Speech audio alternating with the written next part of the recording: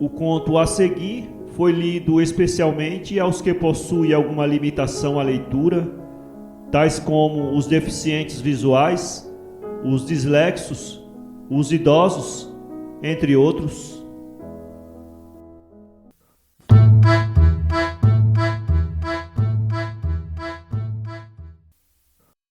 Este livro foi gravado nos estúdios da Fundação Dorina Noil para cegos.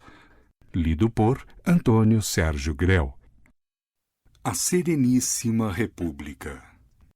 Autor Machado de Assis. Conferência do Cônego Vargas. Nota. Em nota publicada em papéis avulsos, Machado diz que este é o único conto do livro em que há um sentido restrito, as nossas alternativas eleitorais. Em 9 de janeiro de 1881, havia sido aprovada a Lei Saraiva, que, numa tentativa de sanear o sistema representativo do Império, ao mesmo tempo estabelecia eleições diretas e restringia o eleitorado a 1,5% da população. Fim de nota. Meus senhores, antes de comunicar-vos uma descoberta que reputo de algum lustre para o nosso país, deixai que vos agradeça a prontidão com que acudistes ao meu chamado. Sei que o interesse superior vos trouxe aqui, mas não ignoro também, e fora ingratidão ignorá-lo, que um pouco de simpatia pessoal se mistura à vossa legítima curiosidade científica. Oxalá possa eu corresponder a ambas. Minha descoberta não é recente. Data do fim do ano de 1876. Não a divulguei então e, a não ser o Globo, interessante diário desta capital, não a divulgaria ainda agora, por uma razão que achará fácil entrada no vosso espírito. Nota. O Globo foi um jornal de claras tendências republicanas e cientificista que, na época, publicava, por exemplo, a introdução à história da literatura brasileira, de Silvio Romero. Não encontrei o artigo que Machado menciona, e é bem provável que seja uma empulhação, porém ele, sem dúvida, está satirizando o jornal em 7 de julho de 1882, num de seus muitos comentários ao processo eleitoral e às brigas causadas pela Lei Saraiva, diz o seguinte: onde quer que vivam em comunidade social muitos seres, é indispensável o regime da maioria, pelo qual prevaleceu a deliberação do maior número, que implicitamente obriga a todos que se acham reunidos em sociedade. É tão elementar esse princípio de sociabilidade que o vemos respeitado até entre os animais que vivem em comum, os quais obedecem evidentemente a uma direção confiada no consenso da maioria. Nos tempos modernos, as sociedades humanas não se dirigem por outro princípio. Fim de nota. Esta obra que venho falar-vos carece de retoques últimos, de verificações e experiências complementares. Mas o Globo noticiou que um sábio inglês descobriu a linguagem fônica dos insetos e cita o estudo feito com as moscas. Escrevi logo para a Europa e aguardo as respostas com ansiedade, sendo certo, porém, que pela navegação aérea e vento do padre Bartolomeu é glorificado o nome estrangeiro. Nota. Padre Bartolomeu de Gusmão, 1685-1724, inventor da passarola, um instrumento de voar que conseguiu subir até a uma altura de 4 metros. Fim de nota. Enquanto do nosso patrício mal se pode dizer lembrado dos seus naturais, determinei evitar a sorte do insigne voador, vindo a esta tribuna proclamar alto e bom som, a face do universo, que muito antes daquele sábio e fora das Ilhas Britânicas, um modesto naturalista descobriu coisa idêntica e fez com ela obra superior. Senhores, vou assombrar-vos, como teria assombrado a Aristóteles se lhe perguntasse: credes que se possa dar um regime social às aranhas? Aristóteles responderia negativamente, como vós todos, porque é impossível crer que jamais se chegasse a organizar socialmente este articulado arisco, solitário, apenas disposto ao trabalho e dificilmente ao amor. Pois bem, esse impossível filo eu. Ouço um riso no meio do sussurro de curiosidade. Senhores, cumpre vencer os preconceitos. A aranha parece-vos inferior, justamente porque não a conheceis. Amais o cão, prezais o gato e a galinha, e não advertis que a aranha não pula, nem ladra como o cão, não mia como o gato, não cacareja como a galinha, não zune nem morde como o mosquito, não nos leva o sangue e o sono como a pulga. Todos esses bichos são o modelo acabado da vadiação e do parasitismo. A mesma formiga, tão gabada por certas qualidades boas, dá no nosso açúcar e nas nossas plantações e funda sua propriedade roubando a alheia. A aranha, senhores, não nos aflige nem defrauda. Apanha as moscas, nossas inimigas, fia, tece, trabalha e morre. Que melhor exemplo de paciência, de ordem, de previsão, de respeito e de humanidade? Quanto aos seus talentos, não há duas opiniões. Desde Plínio até Darwin, os naturalistas do mundo inteiro formam um só coro de admiração em torno desse bichinho, cuja maravilhosa teia a vassoura inconsciente do vosso criado destrói em menos de um minuto. Eu repetiria agora esse juízo se me sobrasse tempo. A matéria, porém, excede o prazo. Sou constrangido a abreviá-la. Tenho-os aqui, não todos, mas quase todos. Tenho entre eles esta excelente monografia de Büchner, que com tanta sutileza estudou a vida psíquica dos animais.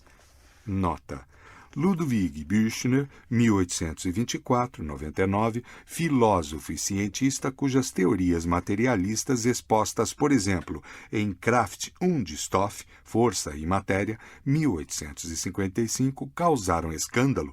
Foi um materialista determinista que negava a existência de Deus e do livre-arbítrio. Esse livro, traduzido para o francês, La vie psychique de Boetz, 1881, fazia parte da biblioteca de Machado. A grande enciclopédia descreve-o como um trabalho de vulgarização, uma obra da ciência ao serviço das tendências filosóficas do autor. Fim de nota. Citando Darwin e Büchner, é claro que me restringo à homenagem cabida a dois sábios de primeira ordem, sem de nenhum modo absolver, e as minhas vestes o proclamam, as teorias gratuitas e errôneas do materialismo. Sim, senhores, descobri uma espécie araneida que dispõe do uso da fala, coligi alguns, depois de muitos dos novos articulados, e organizei-os socialmente. O primeiro exemplar dessa aranha maravilhosa apareceu-me no dia 15 de dezembro de 1876. Era tão vasta, tão colorida, dorso rubro com listras azuis transversais, tão rápida nos movimentos e às vezes tão alegre que de todo me cativou a atenção. No dia seguinte vieram mais 3, e as 4 tomaram posse de um recanto de minha chácara. Estudei-as longamente, achei-as admiráveis.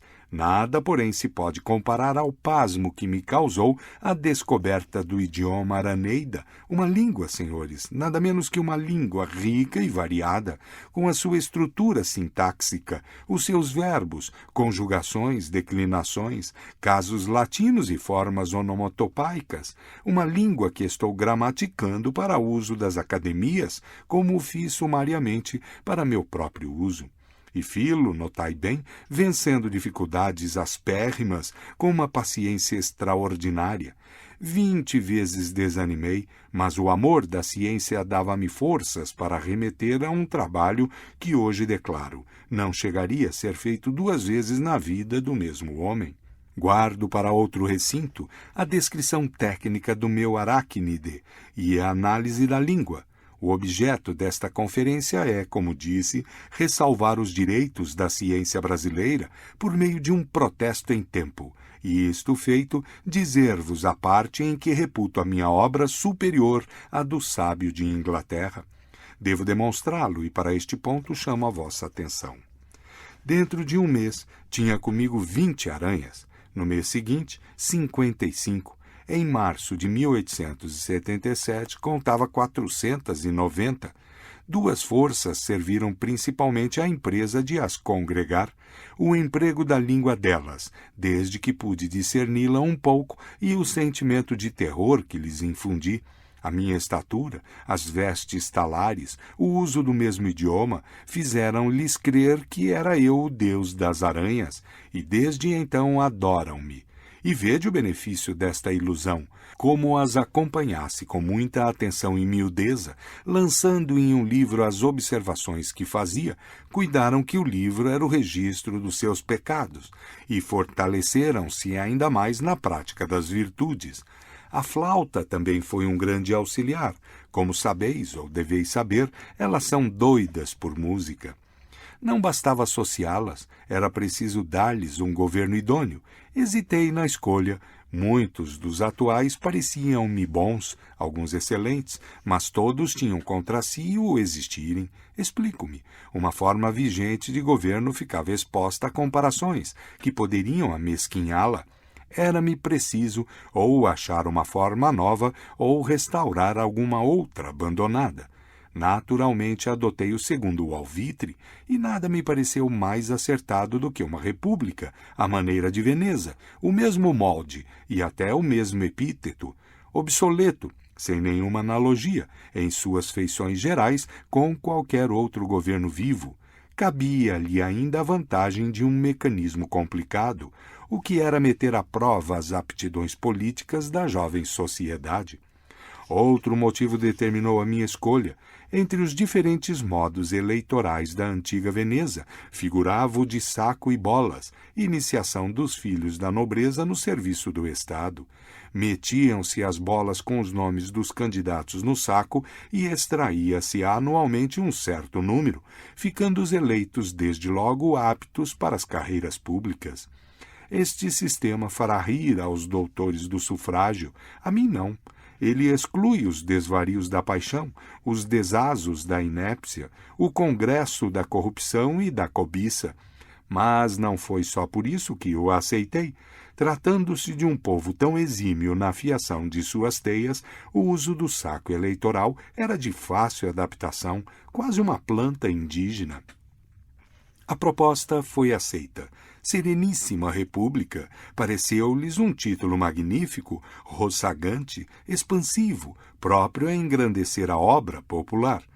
Não direi, senhores, que a obra chegou à perfeição, nem que lá chegue tão cedo. Os meus pupilos não são os solários de Campanella ou os utopistas de Moros. Formam um povo recente que não pode trepar de um salto ao cume das nações seculares. Nem o tempo é operário que ceda a outro a lima ou ao avião. Ele fará mais e melhor do que as teorias do papel, válidas no papel e mancas na prática. O que posso afirmar-vos é que, não obstante as incertezas da idade, eles caminham, dispondo de algumas virtudes que presumo essenciais à duração de um Estado. Uma delas, como já disse, é a perseverança, uma longa paciência de Penélope, segundo vou mostrar-vos. Com efeito, desde que compreenderam que no ato eleitoral estava a base da vida pública, trataram de o exercer com a maior atenção. O fabrico do saco foi uma obra nacional. Era um saco de 5 polegadas de altura e 3 de largura, tecido com os melhores fios, obra sólida e espessa. Para compô-lo foram aclamadas 10 damas principais que receberam o título de Mães da República, além de outros privilégios e foros. Uma obra-prima, podeis crê-lo. O processo eleitoral é simples. As bolas recebem os nomes dos candidatos que provarem certas condições e são escritas por um oficial público denominado das inscrições. No dia da eleição, as bolas são metidas no saco e tiradas pelo oficial das extrações, até perfazer o número dos elegendos.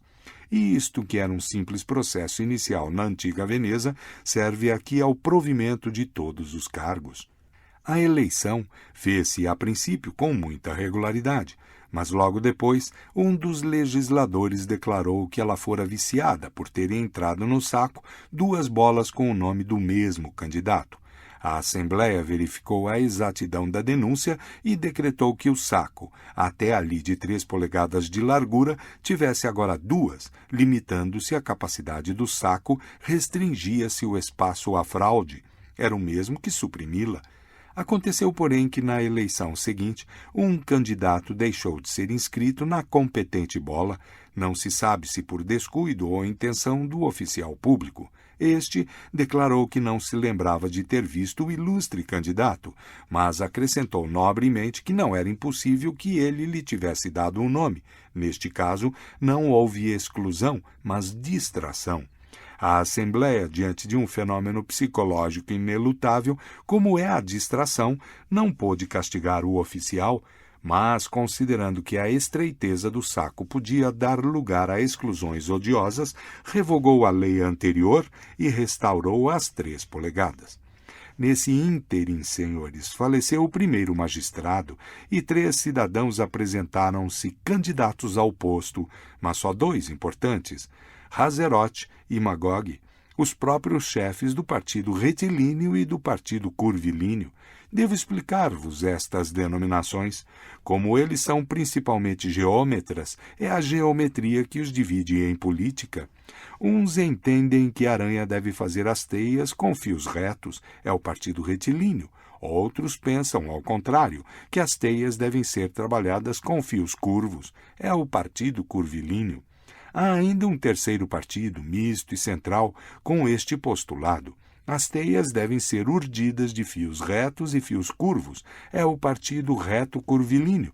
E, finalmente, uma 4ª divisão política, o partido anti-reto-curvilíneo, que fez tábua rasa de todos os princípios litigantes e propõe o uso de umas teias urdidas de ar, obra transparente e leve em que não há linhas de espécie alguma. Como a geometria apenas poderia dividi-los, sem chegar a apaixoná-los, adotaram uma simbólica.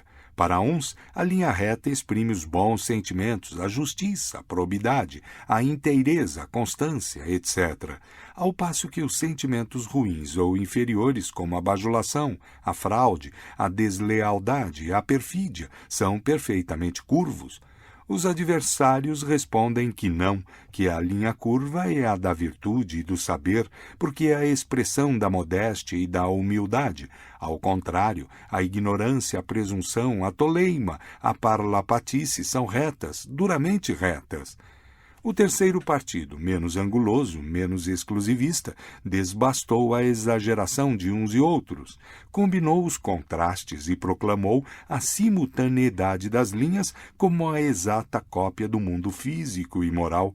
O quarto limita-se a negar tudo. Nem Hazerote, nem Magog foram eleitos. As 2 bolas saíram do saco, é verdade, mas foram inutilizadas. A do primeiro por faltar a primeira letra do nome, a do segundo por lhe faltar a última. O nome restante e triunfante era de um argentário ambicioso, político obscuro, que subiu logo à poltrona ducal com espanto geral da República. Mas os vencidos não se contentaram de dormir sobre os louros do vencedor, requereram uma devassa. A devassa mostrou que o oficial das inscrições intencionalmente viciara a ortografia de seus nomes. O oficial confessou o defeito e a intenção, mas explicou-os dizendo que se tratava de uma simples elipse, delito se o era puramente literário, não sendo possível perseguir ninguém por defeitos de ortografia ou figuras de retórica, pareceu acertado rever a lei. Nesse mesmo dia ficou decretado que o saco seria feito de um tecido de malhas, através das quais as bolas pudessem ser lidas pelo público, e ipso facto que pelos mesmos candidatos que assim teriam tempo de corrigir as inscrições. Infelizmente, senhores, o comentário da lei é eterna malícia. A mesma porta aberta à lealdade serviu à astúcia de um certo Nabiga, que se conchavou com o oficial das extrações para ver um lugar na Assembleia. A vaga era uma, os candidatos 3. O oficial extraiu as bolas com os olhos no cúmplice, que só deixou de abanar negativamente a cabeça quando a bola pegada foi a sua. Não era preciso mais para condenar a ideia das malhas. A Assembleia, com exemplar paciência, restaurou o tecido espesso do regime anterior, mas, para evitar outras elipses, decretou a validação das bolas cuja isenção estivesse incorreta, uma vez que 5 pessoas jurassem ser o nome inscrito o próprio nome do candidato. Este novo estatuto deu lugar a um caso novo e imprevisto, como ides ver. Tratou-se de eleger um coletor de espórtulas, funcionário encarregado de cobrar as rendas públicas, sob a forma de espórtulas voluntárias. Eram candidatos, entre outros, um certo Caneca e um certo Nebraska. A bola extraída foi a de Nebraska. Estava errada, é certo, por lhe faltar a última letra, mas 5 testemunhas juraram, nos termos da lei, que o eleito era o próprio e único Nebraska da República. Tudo parecia findo quando o candidato Caneca requereu provar que a bola extraída não trazia o nome de Nebraska, mas o dele. O juiz de paz deferiu ao peticionário. Veio então um grande filólogo, talvez o primeiro da República, além de bom metafísico e não vulgar matemático, o qual provou a coisa nestes termos. Em primeiro lugar, disse ele, deveis notar que não é fortuita a ausência da última letra do nome Nebraska. Por que motivo foi ele inscrito incompletamente? Não se pode dizer que por fadiga ou amor da brevidade, pois só falta a última letra, um simples A. Carência de espaço? Também não. Vede, há ainda espaço para 2 ou 3 sílabas. Logo, a falta é intencional. E a intenção não pode ser outra senão chamar a atenção do leitor para a letra K, última escrita, desamparada, solteira, sem sentido. Ora, por um efeito mental que nenhuma lei destruiu, a letra reproduz-se no cérebro de 2 modos, a forma gráfica e a forma sônica, K e CA. O defeito, pois, no nome escrito, chamando os olhos para a letra final, incrusta desde logo no cérebro esta primeira sílaba, CA, K. E isto posto, o movimento natural do espírito é ler o nome todo. Volta-se ao princípio, a inicial NE do nome Nebraska, Cané. Resta a sílaba do meio, Brás, cuja redução a esta outra sílaba, CA, última do nome Caneca, é a coisa mais demonstrável do mundo. E, todavia, não a demonstrarei, visto faltar-vos o preparo necessário ao entendimento da significação espiritual ou filosófica da sílaba, suas origens e efeitos, fases, modificações, consequências lógicas e sintáxicas, dedutivas ou indutivas, simbólicas e outras. Mas, suposta a demonstração, aí fica a última prova, evidente, clara, da minha afirmação primeira pela anexação da sílaba CA às 2 CANE, cane, dando este nome, Caneca. A lei emendou-se, senhores, ficando abolida a faculdade da prova testemunhal e interpretativa dos textos, e introduzindo-se uma inovação, o corte simultâneo de meia polegada na altura e outra meia na largura do saco. Esta emenda não evitou um pequeno abuso na eleição dos alcaides, e o saco foi restituído às dimensões primitivas, dando-se-lhe, todavia, a forma triangular. Compreendeis que esta forma trazia consigo uma consequência. Ficavam muitas bolas no fundo. Daí a mudança para a forma cilíndrica. Mais tarde, deu-se-lhe o aspecto de uma ampulheta, cujo inconveniente se reconheceu ser igual ao triângulo, e então adotou-se a forma de um crescente, etc. Muitos abusos, descuidos e lacunas tendem a desaparecer, e o restante terá igual destino. Não inteiramente, de certo, pois a perfeição não é deste mundo, mas na medida e nos termos do conselho de um dos mais circunspectos cidadãos da minha república, Erasmus, cujo último discurso sinto não poder dar-vos integralmente, encarregado de notificar a última resolução legislativa às 10 damas, incumbidas de urdir o saco eleitoral. Erasmus contou-lhes a fábula de Penélope, que fazia e desfazia a famosa teia, à espera do esposo Ulisses. Vós sois a Penélope da nossa república, disse ele ao terminar. Tendes a mesma castidade, paciência e talentos. Refazei o saco, amigas minhas, refazei o saco até que Ulisses, cansado de dar as pernas, venha tomar entre nós o lugar que lhe cabe. Ulisses é a sapiência. Para ler este conto, acesse www.poeteiro.com.